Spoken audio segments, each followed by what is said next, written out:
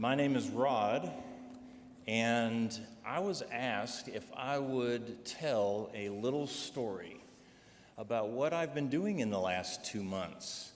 Well, I was not planning on being here in Phoenix in the summertime. My plan had been that I would ride my bicycle from the Pacific Ocean in Oregon all the way to the Atlantic Ocean in South Carolina. And 2 months ago, I was halfway through a 60-mile bike ride on the bike paths here in Phoenix, which, by the way, are just awesome if you ever have an opportunity to ride or walk. And I was somewhere southeast of the airport. I had left Scottsdale and I was heading out for a long day. And I was hungry about halfway through, and rather than eating those boring bars and stuff which you carry in the back of your shirt when you ride, I thought, I'm going to go find a place off to the side. And looked, and there's a university, don't know what it was, but I saw that, and I said, I'm going to go off the path. So I start to go off the path, and I hit some loose gravel area. Well, if you have skinny little tires, like are on my bike, they don't work well with gravel. So what ended up happening, you're shaking your head, Twyla, because you know what's coming up next. I come to a complete stop. I'm still fully upright, so good on me for that. And at that moment, I go to unclip my left shoe from the pedal, and it doesn't click. What happens is my front wheel slides out. And you know what happens with gravity, right? I go, boom, on my left side, and instantaneously I knew that my bike ride for the summer, which would have taken about 2.5 months or so to do, was completely off. For I felt pain that I have never felt before. And it took me a few minutes to get my wits about me. At this point, I'm still laying on the ground because I cannot move. And so I make the decision, I call 911, and these big, beefy firemen came up. And they were able to pick me up off of the ground. I thought gently, but no, because the pain was too great. And they get me into the ambulance, and I get taken to the hospital. And I have cycled long enough and watched enough of the bike racing over in Europe and different places like that I knew instantly what the problem was. And so I told the trauma team when I entered, I said, you need to look at this because I've broken my hip. Technically, it's my femur, but it's in my left hip. So anyway, long story short, they admit me, and I'm in the hospital for a little over a day before they can get me worked into surgery. In that time frame of about 36 hours, I'm having to go through an awful lot emotionally because my plans that I had made for my summer went to zero, went to nothing. It was all changed. And even though I was in the hospital with good care and I knew I was being taken care of, the issue is this: I like to be in control. I like to know exactly what's going to happen next, plan my tomorrows, and then I feel like everything's going good. Now suddenly I'm laying in a hospital bed and I cannot move, and I have a decision to make. In the days prior to this happening, I had been reading in this wonderful book the last chapter of John, and in that time frame, Jesus is talking to Peter. He meets with the disciples 3 times. He talks to Peter 3 times and says to him, "Do you love me?" And right after that, it's fascinating because Peter wants to be in control of his life. Jesus has said, some of you may be alive. And he tells Peter, you're going to go to places that you didn't plan on going. Not like when you were young and you got to make all of those decisions.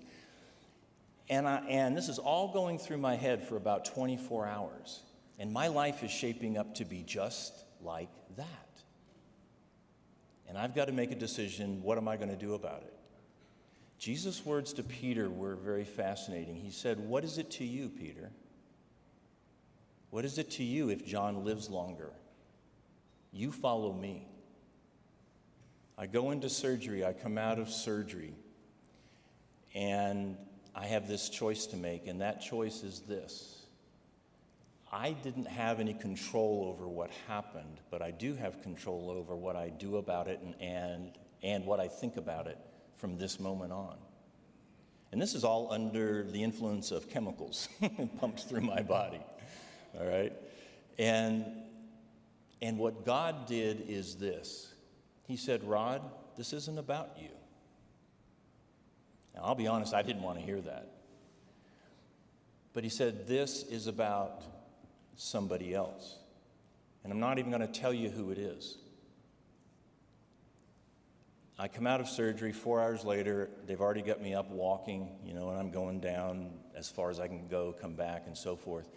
And it began to dawn on me that physically I must make these choices for my own health so I can hopefully get back onto my road bike again.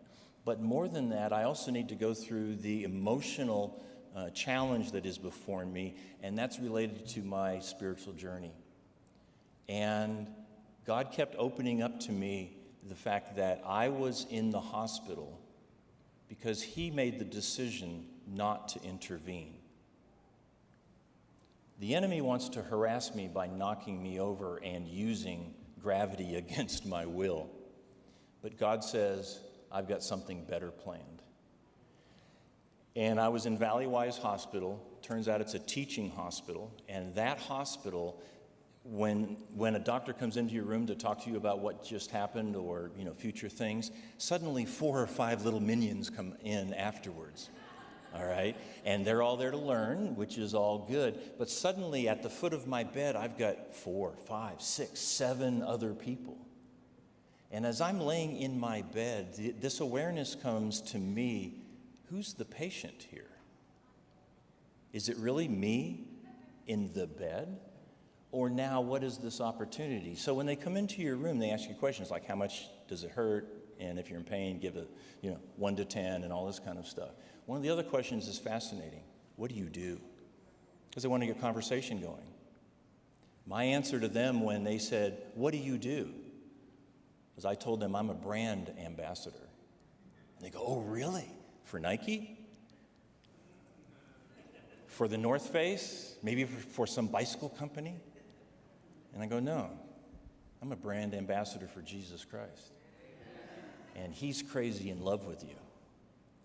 Now understand that not everybody responds to that hook. That's not my job. That's not my worry. All right? My job is to make that introduction for Him on His behalf. And what was fascinating was this. The day after my surgery, the morning nurse comes in at 7:30 a.m. and says, "Oh, I'm so glad to meet you." And I go, "Why? Why are you glad to meet me?" She goes, "I've heard about you." And I go, "What?" I go, "Physical therapy yesterday. They are nuts about you. You are their rock star." That was her words, not mine. All right? Because you have such a positive attitude and you are doing so well and you're up and walking, and I just had to come in and say hi to you. Throughout this time, now I'm only supposed to be there, 2.5 days, maybe 3 days before they discharge me. Because of a lot of problems beyond my control, I end up staying there a week. Now, if you've ever been on your back in a hospital, eating hospital food for an entire week, that's not easy. All right? But now suddenly there's this opportunity because all these people keep coming into my room. There's dozens of people, 40, 50, 60 people in my room every single day. I have an audience that is captive because they think they are here to see me, but in reality, I want them to see Jesus. Technicians coming in to check my pulse and do all of that kind of stuff, they're sitting with me and we're talking. One technician, second day, says, "Want to go for a walk with me?" I'm going, "What?" And this guy goes, "Yeah, we're not just going to walk the floor," which I had been doing. He said, "Follow me. We go out, down the hall, to the elevator, go down the elevator into the lobby, and we walk through the lobby.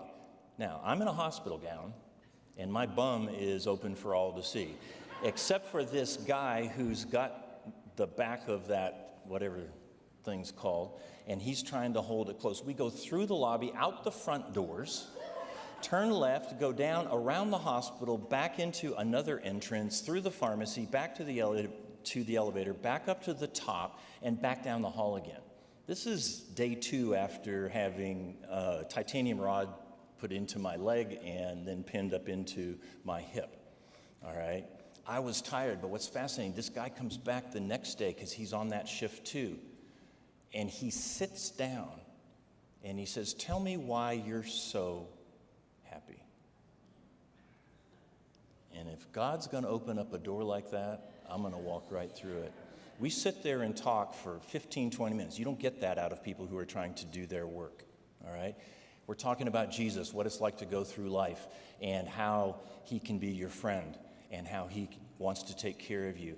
And then other nurses, a nurse who the next day I found out from her was going in for a PET scan. She's wearing one of those do-rags, a hat. She's had breast cancer, and she's scared about what the PET scan's going to say tomorrow. I said, "Can I pray with you?"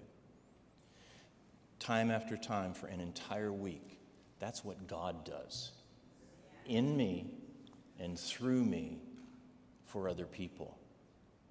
I realize now that this isn't about me. God says, "I need you in that hospital, and this is the only way that I can get you there."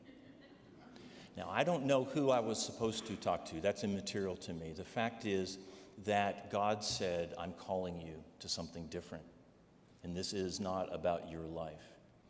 And I want to leave you with this idea, and it's from God's perspective. And he's asking me and he's asking you, with everything that's going on in your life, can you thank me? Can you thank me for trusting you with this experience, even if I never tell you why? All I want is the loan of your body for a few days. And when you think about it, I wouldn't even be here this morning. I'd be somewhere halfway across Kansas right now on my bicycle trying to do a magnificent ride.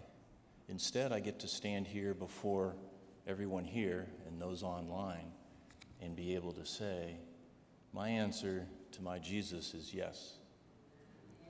You can trust me with this experience, even if I don't understand.